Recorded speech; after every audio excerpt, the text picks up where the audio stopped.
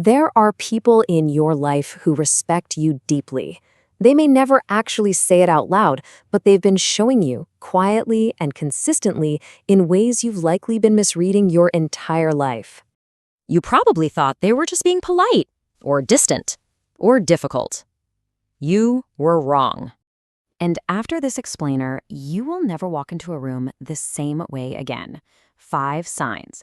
Pay close attention to sign 3. That is the one that will make you question a conversation you had this week. Sign 1, unspoken signals of respect where they stop interrupting you. Imagine this. You are mid-sentence, explaining a plan, an idea, or a feeling, and the person across from you just waits. No jumping in, no finishing your thought, no redirecting to themselves. They let you finish. That is not just manners. That is a signal. Sociologist Irving Goffman found that interruption is one of the clearest expressions of social hierarchy. When someone cuts you off, they are revealing, without realizing it, that their thoughts outrank yours in that room. Here's the fascinating shift. When they wait and let you finish, it's a silent admission. They have recalculated your position, and your words are now worth the wait. You didn't demand that. You didn't ask for it. They just stopped interrupting. And the silence at the end of your sentences is louder than anything they could have said. Sign 2. They tell the hard truth, showing a willingness to absorb conflict. Let's say you make a confident decision and share it with the people around you. Everyone nods. Everyone says it sounds great, except one person. They pause. And then, quietly, carefully, they tell you they think you might be making a mistake. In the moment, it stings, but that person just did something almost nobody does. Dr. Brené Brown's research on vulnerability found that genuine honesty requires a willingness to absorb conflict. Most people default to agreement, not because they agree, but because disagreement feels dangerous. Here's the reality check. If everyone in your life always agrees with you, that is not a sign you are always right. That is a sign they don't respect you enough to risk the discomfort of telling you otherwise. They are not protecting your feelings. They are managing you. The person who tells you the hard thing believes you can handle it. Everyone else is just keeping the peace at your expense. Sign 3, sharing the silence, where they are silent when you are silent. This is the one I warned you about earlier. You are sitting with someone. The conversation pauses, there is a gap, a silence that could go either way, and they just sit in it. Comfortable, unbothered, no phone, no forced topic, no nervous laugh to break the tension. They just wait. Most people cannot do that. Psychologist John Cacioppo found that most people experience silence as a problem, a gap that signals disconnection or awkwardness. Their instinct is to fill it immediately, to say something, anything, just to close the space. But the person who sits comfortably in your silence is telling you, without a single word, that your presence alone is enough, that the space between your sentences does not need to be rescued.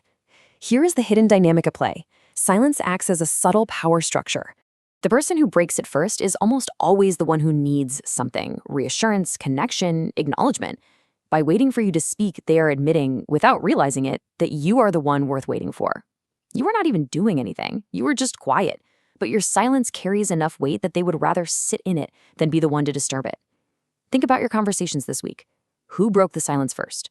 That answer will tell you more about that relationship than anything that was actually said. Sign 4. Asking for real advice, specifically on real problems. This one is more subtle than everything you just heard. There is a difference between someone asking you where to eat and someone calling you late at night because they don't know what to do about their career or their relationship, a decision that could change the direction of their life. Most people don't make that call lately.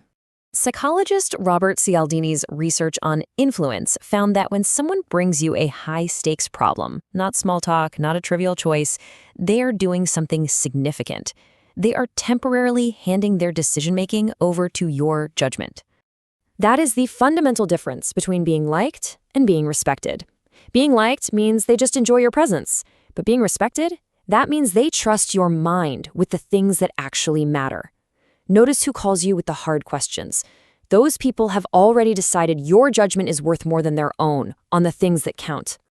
Sign 5, mirroring your body language, also known as the chameleon effect.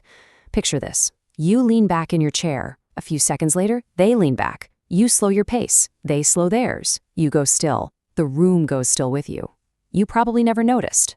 Psychologist Tanya Chartrand's research, on which she called the chameleon effect, found that people subconsciously mirror the body language of those they admire or feel psychologically aligned with. It is not a conscious choice. It happens before the mind makes any decision at all.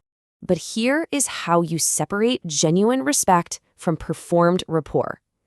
If someone mirrors you immediately, the moment you shift, they shift, that is a technique, a social hack, not a signal. But if there is a delay, a few seconds behind you, just slightly after, that is something else entirely. Their nervous system is following yours, not performing connection, but actually feeling it. Next time you are in a conversation, go still.